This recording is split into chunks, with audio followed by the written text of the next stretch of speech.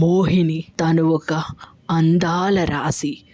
తనను చూసి మోహించని వారంటూ ఎవ్వరూ ఉండరు. ఎంతటి అపర ప్రవరాఖ్యుడైనా, పరమ నిష్ఠాగ్రస్తుడైన ఎవ్వరైనా సరే తన అందం ముందు తల వంచక తప్పదు. ఎంతటి మగవాడైనా తన ముందు మోకరిల్లక తప్పదు. అందమైన ఆమె రూపాన్ని వర్ణించడానికి కవులకు కూడా అంత సులభం కాదు. ఎంత అందమంటే అలా చూస్తూ ఉండిపోవాలి అనిపించే అంతటి అందం తనది. కాటుకు దిద్దిన పెద్ద పెద్ద కళ్ళు, తన కళ్ళల్లో ఏదో మత్తు, సన్నటి ముక్కు, శంఖం లాంటి చెవులు, ఆకర్షణీయమైన ఒత్తైన నల్లటి కురులు, ఆకర్షణీయమైన మెడ, నాజూకైన నడుము, తీయటి స్వరం. ఆమె అందాన్ని చూసి ఎంతటి అపర ప్రవరాఖ్యుడైనా సరే తనని మోహించక ఉండలేడు. తన అందానికి బానిస కాని మగవాడంటూ ఉండడు. ఆమె మోహిని. అసలు ఎవరి మోహిని? సరిగ్గా 200 సంవత్సరాల క్రితం ఇంద్రసేనుడనే ఒక రాజు ఉండేవాడు. అతనికి దేంట్లో కూడా సాటి వచ్చేవారెవ్వరూ ఈ జగతిలోనే లేరు. ఒక్క స్త్రీ వ్యామోహం తప్ప అతనికి ఎలాంటి దురలవాట్లు లేవు. తన తెలివితేటలతోనూ ఎన్నో రాజ్యాలను తన సొంతం చేసుకున్నాడు. ఏకఛత్రాధిపత్యం అతని కళ.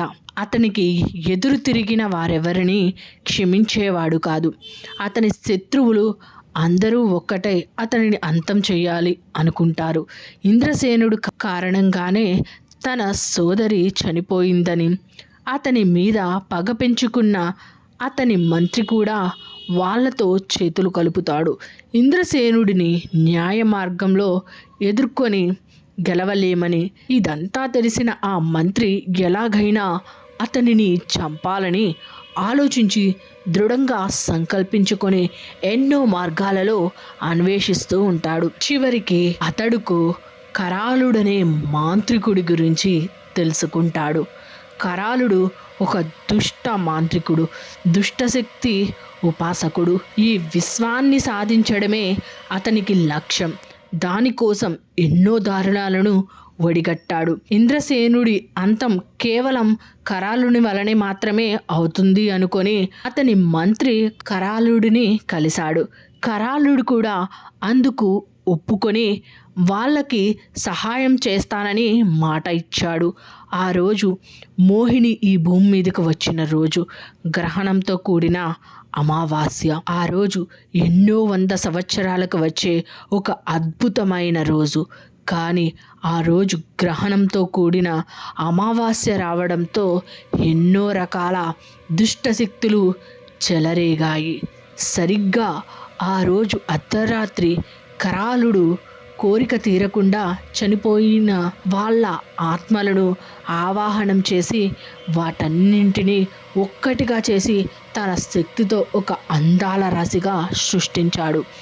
ఆమె మోహిని. ఈ మోహిని ఏం చేస్తుంది అని అడిగాడు ఆ మంత్రి. కరాళుడు నవ్వుతూ, తన అందం చూసారా? తను అందరిలాంటి మామూలు ఆడది అనుకుంటున్నావా మహామంత్రి? తన అందం చూసి అప్సరస అనుకుంటున్నావా? కామవాంఛతో రగిలిపోతున్న రక్త పిశాచి తాను. మన్మధునికే ముచ్చమటలు పట్టించేంత కామం తన బలం. శృంగార సామ్రాజ్యానికి మహారాణి తను ఎప్పుడు వస్తుందో, ఎక్కడి నుండి వస్తుందో, ఎలా వస్తుందో ఎవరికీ తెలియదు. తన వస్తుందని గుర్తుగా తన శరీరం నుండి వచ్చే సుగంధ పరిమళం ఆ ప్రాంతమంతా వ్యాపిస్తుంది. ఆ నీలి నయనాలను చూసి తన వశం కాని వారెవరూ ఉండరు. తను ఎల్లప్పుడూ కామవాంఛతో రగిలిపోతూ ఉంటుంది. మగవారితో శృంగారం చేసి తను వారితో సంతృప్తి చెందాక వికృతమైన పిశాచ రూపంలోకి మారి వారి రక్తం పీల్చి ప్రాణాలను తీస్తుంది. మోహినిని సంతృప్తిపరచడం అసంభవం. కాబట్టి ఇంద్రసేనుడి మీద నువ్వు ప్రయోగించాల్సిన అస్త్రం ఈ మోహినియే. ఇది ఒక శక్తివంతమైన తిరుగులేని అస్త్రం. కానీ ఒక్కటి గుర్తుంచుకో, ఎట్టి పరిస్థితుల్లోనూ ఆమె కళ్ళలోకి మాత్రం చూడకు. అని చెప్పాడు కరాళుడు. అలాంటి మోహిని మంత్రతంత్రాల్లో నిష్ఠాతుడైన నిత్య ప్రత్యంగిరమాతని ఆరాధించే ఒక నంబూర్తిని ప్రేమిస్తే మరి వాళ్ళిద్దరూ ఒక్కటి అవుతారా, లేదా అందరిలాగే అతన్ని కూడా చంపేస్తుందా? ఇంద్రసేనుడు ఏమయ్యాడు? అసలు మోహిని అంతం ఏమిటి? ఇక్కడితో ఈ రోజుటి ఎపిసోడ్ ఎండ్ అవుతుంది. రేపు రాబోయే ఎపిసోడ్లో మరికొన్ని ట్విస్ట్లతో మళ్ళీ కలుద్దాం.